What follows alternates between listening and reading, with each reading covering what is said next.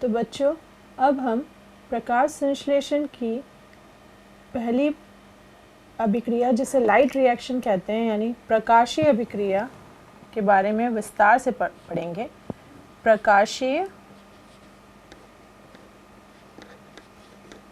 अभिक्रिया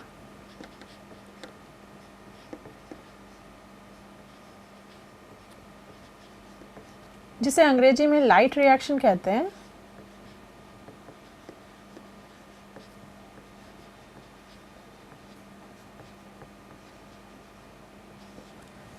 ये प्रकाशीय अभिक्रिया को फोटोफॉस्फोरिलेशन भी कहा जाता है। फोटोफॉस्फो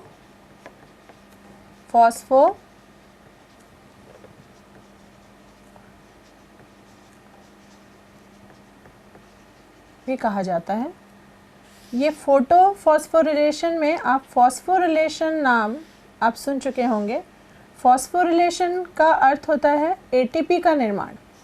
एटीपी जिसे आप जानते हैं एडिनोसाइन ट्राइफॉस्फेट, इसका निर्माण होता है जब एक एडीपी और एक इनऑर्गेनिक फॉस्फेट आपस में क्रिया करते हैं और इसके लिए ऊर्जा की आवश्यकता होती है और यही ऊर्जा हमें सूर्य के प्रकाश से प्राप्त होता है। तो फॉस्फोरिलेशन होता है यानी कि फोटो यानी कि सूर्य का प्रकाश, उससे जो ऊर्जा प्राप्त होती है उसके द्वारा एटीपी का निर्माण होता है जिसमें एडीपी और इनऑर्गेनिक फॉस्फेट आपस में क्रिया करके यानी एडीपी में एक इनऑर्गेनिक फॉस्फेट जुड़ता है और एटीपी का निर्माण होता है और इसी प्रक्रिया को फोटोफॉस्फोरिलेशन कहते हैं और यही प्रकाशीय अभिक्रिया यानी लाइट रिएक्शन में होता है। तो इसमें सबसे पहले क्या होता है इसे मैं अभी बताऊंगी आपको। जैसे सबसे पहले जैसे आप जानते हैं कि कोई भी परमाणु, यदि यहाँ पर जैसे कोई एक परमाणु है और इस परमाणु में यदि हम ऊर्जा देते हैं तो ये परमाणु इस ऊर्जा को प्राप्त करके उत्तेजित हो जाता है यानी उत्तेजित अवस्था में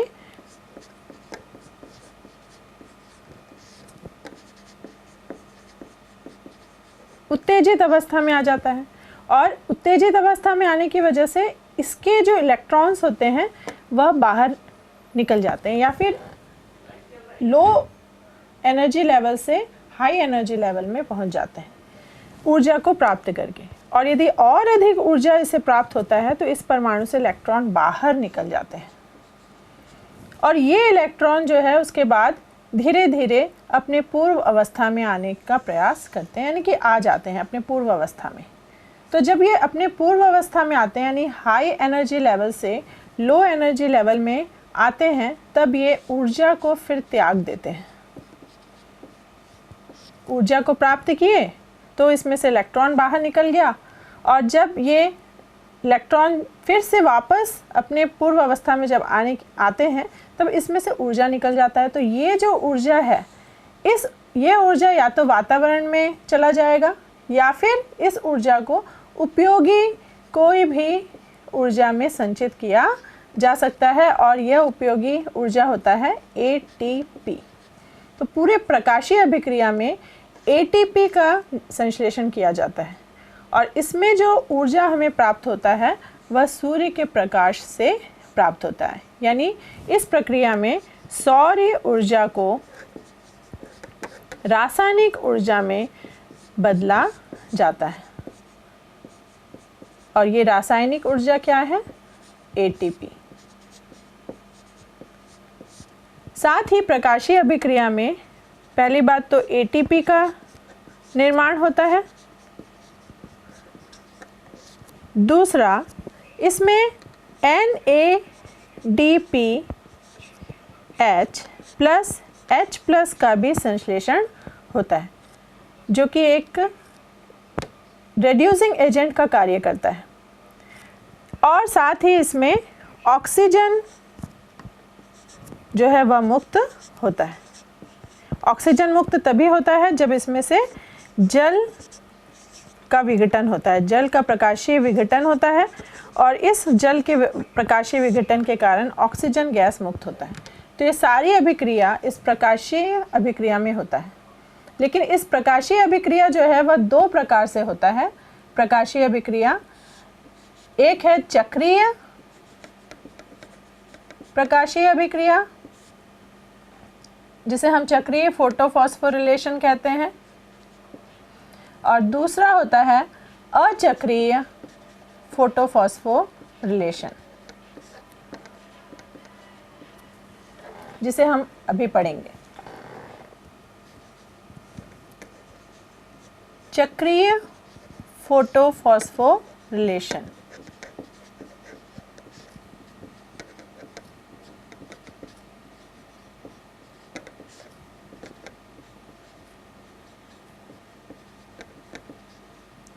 जिसे इंग्लिश में साइक्लिक यानी चक्रीय फोटोफॉस्फोरिलेशन कहा जाता है। फोटोफॉस्फो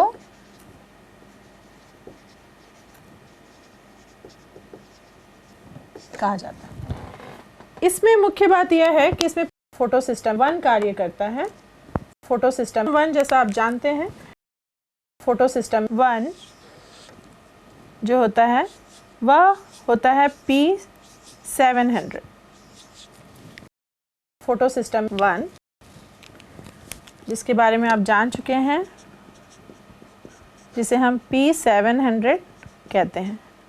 और P700 इसलिए कहते हैं क्योंकि यह प्रकाश के जो प्रकाश ऊर्जा जो इसे प्राप्त होती है, प्रकाश का जैसे लाल किरणें जो ये अवशोषित करते हैं, उसमें से 700 नैनोमीटर यानी कि तरंग दैर्ध्य जिसका 700 नैनोमीटर होता है, उसे ये अवशोषित करते हैं। अवशोषित करने जब ये करते हैं तो इसके आसपास के जो पिगमेंट्स हैं, जैसे कि मैंने बताया था, ये जो सहायक पिगमेंट्स होते हैं ये भी, जैसे कि ज़ैंथोफिल, कैरोटीन, क्लोरोफिल बी, ये भी इस प्रकाश ऊर्जा को अवशोषित कर लेते हैं और इसे अवशोषित करके ये फोटो सिस्टम 1 को स्थानांतरित कर देते हैं सारी ऊर्जा को। अब जब फोटो सिस्टम 1 यानी कि ये क्लोरोफिल के अणु हैं, क्लोरोफिल ए के यहाँ पर अणु हैं, ये जो क्लोरोफिल ए का अणु है, इन ऊर्जा को जब ये प्राप्त करता है तो इसमें से इलेक्ट्रॉन एक पेयर यानी कि एक जोड़ी इलेक्ट्रॉन जो है वह एक्साइटेड हो जाता है, यानी 2 इलेक्ट्रॉन इस ऊर्जा को प्राप्त करके इस क्लोरोफिल ए के अणु से बाहर निकल जाते हैं उत्तेजित अवस्था में आकर। और जैसे ये बाहर निकलते हैं तो ये इसे यहाँ पर एक प्राइमरी इलेक्ट्रॉन एक्सेप्टर इसे ग्रहण कर लेता है। अब प्राइमरी इलेक्ट्रॉन एक्सेप्टर को आप यहाँ पर अलग से लिख सकते हैं कि प्राइमरी इलेक्ट्रॉन एक्सेप्टर को आप हिंदी में प्राथमिक इलेक्ट्रॉन ग्राही कह सकते हैं। प्राथमिक इलेक्ट्रॉन ग्राही इसे कहा जाता है, जो इस इलेक्ट्रॉन को ग्रहण करता है। इस इलेक्ट्रॉन को ग्रहण करने के बाद ये इलेक्ट्रॉन फिर से अपने अधोगामी गति यानी डाउनवर्ड यानी नीचे की ओर चलने लगता है। जब नीचे की ओर चलने लगता है तो इसमें से ऊर्जा निकलने लगती है। तो ये नीचे की ओर जब जाता है तो जो इलेक्ट्रॉन परिवहन तंत्र से होते हुए ये वापस इस फोटो सिस्टम 1 में आ जाता है। तो ये इलेक्ट्रॉन परिवहन तंत्र में सबसे पहला जो इलेक्ट्रॉन ग्राही जो इसे ग्रहण करता है प्राइमरी इलेक्ट्रॉन एक्सेप्टर से, वह है फेरोडॉक्सिन। फेरोडॉक्सिन इसे सबसे पहले इस इलेक्ट्रॉन को ग्रहण करता है इस प्राथमिक इलेक्ट्रॉन ग्राही से। फेरोडॉक्सिन इसे हम यहाँ पर फिर से लिख सकते हैं, FD का मतलब होता है फेरोडॉक्सिन।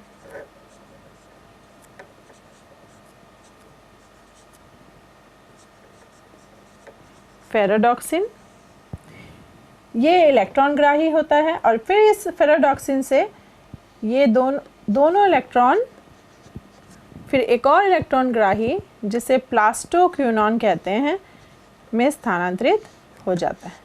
प्लास्टोक्विनोन ये एक प्रकार का प्लास्टोक्विनोन जो होता है ये एक प्रकार का मोबाइल इलेक्ट्रॉन कैरियर होता है। मोबाइल यानी यह ऐसा इलेक्ट्रॉन कैरियर होता है जो लगातार गति करता रहता है। जो इलेक्ट्रॉन परिवहन तंत्र है वहाँ पर ये गति करता रहता है, इसे प्लास्टोक्विनोन कहते हैं। Plastoquinone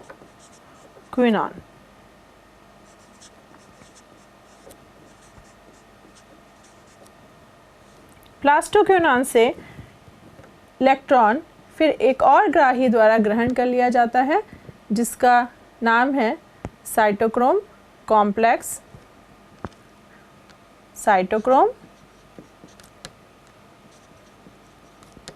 complex.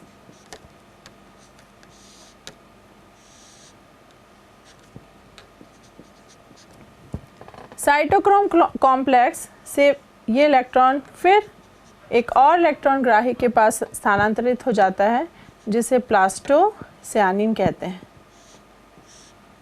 पीसी यानी प्लास्टोसियानिन।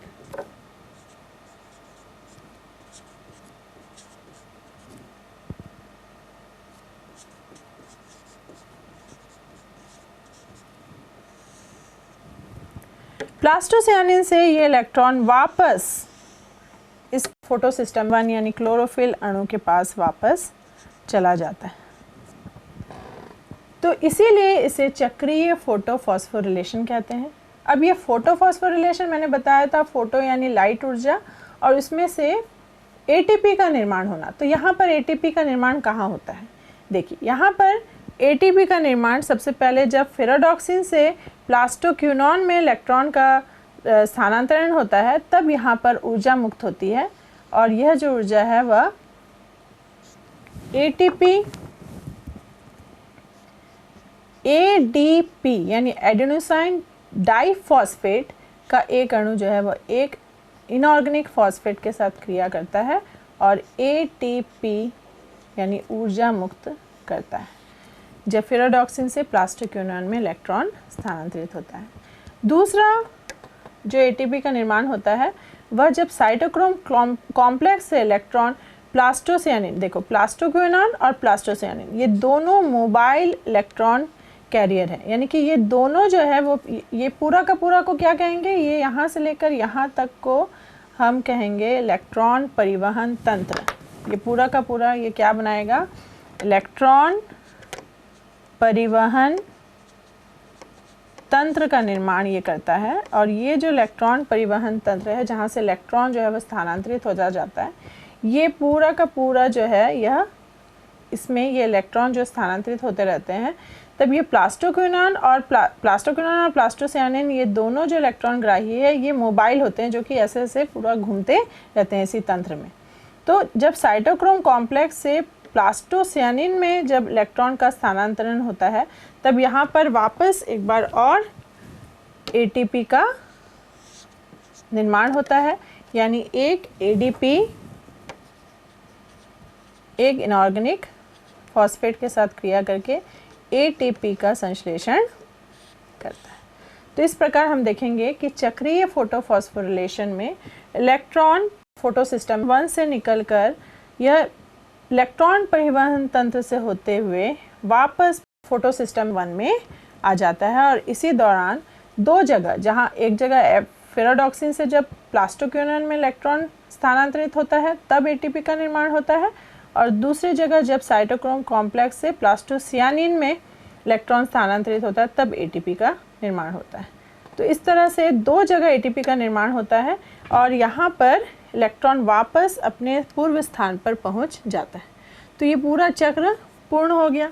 अब ये देखने वाली बात है ये होता कहाँ पर है। आपको पहले भी मैंने बताया था, फिर भी मैं एक बार और याद दिला दूँ कि चक्रीय फोटोफॉस्फोरिलेशन जो है वह होता है स्ट्रोमा लैमेली में। तो ये याद रखने वाली बिंदु हैं जो आप याद रखेंगे, इसे स्ट्रोमा लैमेली में ये होता है।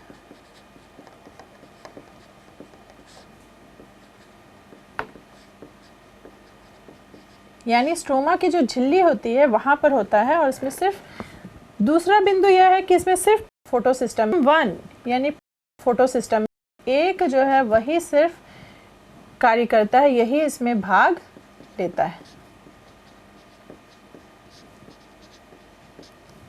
तीसरा बिंदु यह है कि यहाँ पर जल का विघटन नहीं होता। यहाँ पर जल को विघटन करने का जो कॉम्प्लेक्स यहाँ पर होना चाहिए वह नहीं होने के कारण यहाँ जल के अणुओं का विघटन नहीं होता। जल के अणुओं का विघटन नहीं होता। और जब जल के अणुओं का विघटन नहीं होता तो यहाँ ऑक्सीजन गैस भी मुक्त नहीं होता। ये बहुत इम्पॉर्टेंट है, मुक्त नहीं होता। तो आपको याद रखना है कि जब भी चक्रीय फोटोफॉस्फोरिलेशन की बात आती है तब यहाँ पर ऑक्सीजन गैस मुक्त नहीं होता, क्योंकि यहाँ पर जल के अणुओं का विघटन नहीं होता और यहाँ केवल ATP का निर्माण होता है या ATP का संश्लेषण यहाँ पर होता है।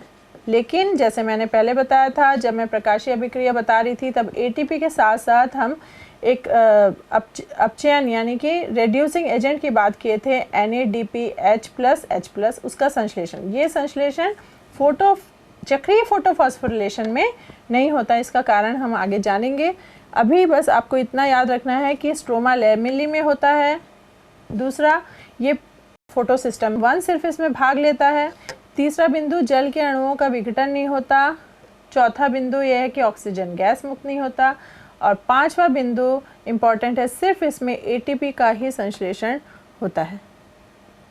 और आप याद रखने के लिए आप ऐसा लिख सकते हैं कि यहाँ पर NADP+ का अपचयन नहीं होता। आपको इससे पहले मैंने बताया था कि अपचयन वो होता है जिसमें हाइड्रोजन आयन की आवश्यकता होती है। हाइड्रोजन आयन के साथ यह क्रिया करके अपचयन नहीं होता। यानी यहाँ पर NADPH+ के साथ क्रिया करके NADPH+H+ का निर्माण नहीं करता। तो यहाँ पर ये सारे इम्पॉर्टेंट बिंदु है जो आपको याद रखने हैं।